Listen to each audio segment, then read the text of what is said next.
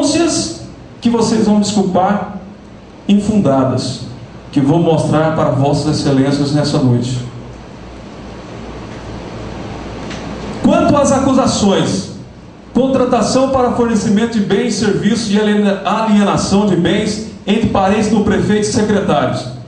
Essa denúncia foi feita ao Tribunal de Contas e este, em visita para inspeção na prefeitura, pôde constatar o despreparo dos denunciantes, uma vez que tal denúncia foi baseada no artigo 105 da Lei Orgânica, transcrito na denúncia de forma errada, cópia da denúncia em anexo, que diz o seguinte: o artigo 105. Esse aqui é o da MAC, deixa ele guardado aí até daqui a pouquinho. Deixa eu procurar ele aqui. Diz o seguinte, o artigo 105 da Lei Orgânica, até então colocado no processo: o prefeito, o vice-prefeito, os vereadores e os servidores municipais, bem como as pessoas ligadas a qualquer deles por matrimônio ou parentesco, a fim, até eu concordo, ou consanguíneo até o 2º grau, ou por adoção, não poderão contratar com o município, subsistindo a proibição até 6 meses após findas as respectivas funções. Só que, de certa forma, a lei orgânica foi mudada. E a nova redação é a seguinte, de 10 de março de 2005. O prefeito, o vice-prefeito, os vereadores, bem como as pessoas ligadas a qualquer deles por matrimônio ou parentesco consanguíneo, em linha reta até o 1º grau, não poderão contratar com o município. Sendo assim, cunhado do prefeito, que são entre si parentes colaterais de 2º grau, bem como esposa e chefe do gabinete do prefeito, que entre si são parentes em 1º grau, estão por força do dispositivo legal acima transcrito proibidos de contratar com o município, se for olhar pela lei orgânica anterior. Destarte, não foi isso que ocorreu durante o tão falado leilão, visto que o comprador da Patrol, constante do lote 7, foi o senhor João César Alves, irmão da esposa do prefeito Romário, portanto cunhado, não é parente. O comprador do veículo do lote 10, por seu turno, foi o senhor Zildo Teixeira de Faria, esposo da senhora Luciene da Cruz Teixeira, chefe do gabinete do prefeito Romário. Tem nada a ver. Como visto, tudo se deu sob o manto da ilegalidade e da imoralidade, que é lamentável e merece a devida reprovação. Quanto às acusações: contratação para fornecimento de bens, ou melhor, deixa eu voltar aqui. Isto, de bens, serviço, alienação de bens entre parentes do prefeito e secretário, essa denúncia foi feita no Tribunal de Contas. E esse em vista para a inspeção da prefeitura para constatar que não encontrou um centavo sequer de irregularidades nessa prefeitura, que foi então baseado no artigo 105, denunciado pelos vereadores Wagner e Vivian, que o texto foi lido nesse momento. Portanto, não há nenhuma ilegalidade nas contratações denunciadas. O que houve foi apenas um lamentável engano por parte dos denunciantes, meus colegas Wagner e Vivian, quando esse pronunciar sobre a auditoria que foi feita nas contas do município. Inclusive, está sendo estudado por um escritório de advocacia o ingresso de uma ação para reparação de danos morais por parte da secretária do prefeito, dona Luciene Cruz, e seu marido, que tiveram seus nomes expostos, acusados de obter vantagens ilícitas na compra de um veículo. O que jamais ocorreu, vez que todos os veículos e máquinas do município foram vendidos através de leilão público, realizado pela empresa de reconhecimento idônea no Estado, a Leilões Brasil, com livre acesso para quaisquer interessados. Nenhum cidadão pode ser impedido de participar de um leilão público. qualquer pessoa com dinheiro no bolso pode chegar e comprar. Quanto à opção pela terceirização do transporte escolares, esta é uma decisão gerencial, cada vez mais utilizada pelos municípios. Hoje em Goiás, cerca de 70% dos municípios adotam esse sistema, por ser mais vantajoso para o município, além de ser perfeitamente legal. Quanto aos valores pagos pelo serviço prestado com ônibus, outra questão, até colocada no jornal, outra questão, a questão dos ônibus que foram vendidos através do leilão, afirmam os meus colegas vereadores que em matéria divulgada pelo CNN, repito, eles afirmam que o município já pagou R$ 550.540 pela contratação dos mesmos ônibus. Então encontra-se em meu poder, está aqui para qualquer vereador que quiser observar todos os empenhos da Prefeitura Municipal de Corumbaíba,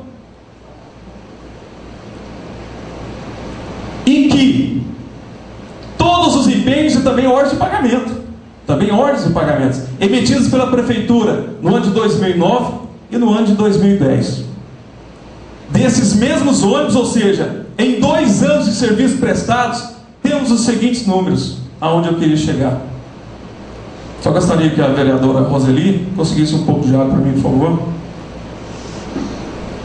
No ano de 2009, o senhor Gilmar Lourenço, ele obteve R$ 136.765,70. Foi a despesa do ônibus dele, contratado por essa prefeitura, o ônibus terceirizado. Em 2010 foram R$ 149.135,40. E o senhor Adão Júnior, que tem outro ônibus, ele teve em 2010 R$ 63.522,50. Então, de certa forma, se vocês pegarem o ônibus do senhor Gilmar e o ônibus do senhor Adão Júnior, se somarmos esses números, teremos um valor total pago pela prefeitura de R$ 349 mil, dona Aparecida. R$ 349.423,60, senhor Maurício. Isso em 2 anos de serviços prestados. É importante salientar que os contratos foram celebrados com base no resultado de um processo de licitatório e os preços praticados por quilômetros rodados. Então, de acordo com aqueles praticados em toda a nossa região. Até agora, não conseguimos encontrar o valor apresentado pelos nobres colegas. Os vereadores são eleitos para fiscalizar, concordo. É por isso que eu estou apresentando esses dados nessa noite. É na fiscalização, é através de portas que são abertas na prefeitura para que nós possamos fiscalizar. E é importante salientar que os ônibus em questão já foram vendidos, porque tanto o senhor Gilmar quanto o senhor Adão Júnior achou inviável continuar prestando serviço pelo preço listado. Haja visto o alto custo da manutenção dos veículos com peças e mão de obras mecânica. Motivo, aliás, que levou o município a proceder à venda dos mesmos. Penso que se o negócio fosse assim tão lucrativo, quanto afirmam os denunciantes, isso não teria acontecido. Até eu levantei a questão de que vale a prefeitura vender os maquinários, sendo que é bom, mas em estudo aprofundado, não compensa hoje para a prefeitura ter esses ônibus. Quanto às doações de materiais de construção, medicamentos e outros, foi até dito aqui nessa noite, o atual prefeito Romário Vieira encontra-se no seu 3º mandato, e em todos eles foi priorizada a assistência social como política pública de distribuição de rendas, desta forma e amparado por lei, que eu gostaria de ler para vossas excelências, que é a lei 197 de 94, 5 de janeiro de 1994. O município de Corumbaíba, no seu artigo 1º, supletivamente com o Estado, protegerá as famílias, assistirá à maternidade, a infância, a adolescência, ajudará as pessoas comprovadamente carentes, talvez foi onde vocês pegaram, e colaborará com órgãos de segurança. Parágrafo único. Os serviços assistenciais de que trata esse artigo não devem se constituir na entrega de valores monetários, salvo os casos de emergência comprovada, cuja ajuda não deverá ultrapassar ao valor correspondente de 5 vezes o salário mínimo, no limite das dotações orçamentárias próprias, e após comprovação da real condição da carência dos beneficiários, o município poderá fazer também o quê? Distribuição de medicamentos, observada prescrição médicas, de em quando, eu digo a vossas excelências, que nenhum remédio nesta administração foi entregue sem receita médica e sem os próprios doentes, entre aspas, estarem assinando a ordem de serviço. Doação de materiais e serviços para reparos e construção pequenas, moradias, assistência médica hospitalar, transporte de pessoas carentes e bens, distribuição de alimentos e vestuário, assistência odontológica, entre outras, que está na Lei 197 de 94, à disposição de qualquer vereador, que é de 5 de janeiro de 1994. Então, em todos os seus mandatos, essas doações acontecem, ao contrário do que foi afirmado pela minha amiga, vereadora Vivian, na Rádio 3 Rios FM, na quarta-feira, onde a mesma vereadora, Vossa Excelência, diz ser tais doações feitas para fins eleitoreiros. Prefeito, 3 mandatos. Tendo em vista que o valor das doações feitas em 2009 foram menores do que aquelas ocorridas em 2010, ano de eleições estaduais. Então não se trata disso. Foi o ano em que o prefeito assumiu o mandato, estava pondo a casa em ordem, nomeando assessores, conhecendo a realidade da sua receita e despesa. Era preciso naquele momento muita cautela. Por isso doou menos materiais em 2009 que em 2010, quando o governo já estava trabalhando em ritmo normal. Tanto é verdade que a média mensal de doações feitas em 2010 foi de R$ 8.879,45 TT. Enquanto que, se pegarmos os 4 primeiros meses de 2011, essa média sobe para R$ 9.963,14. E nesse ano não teremos eleições.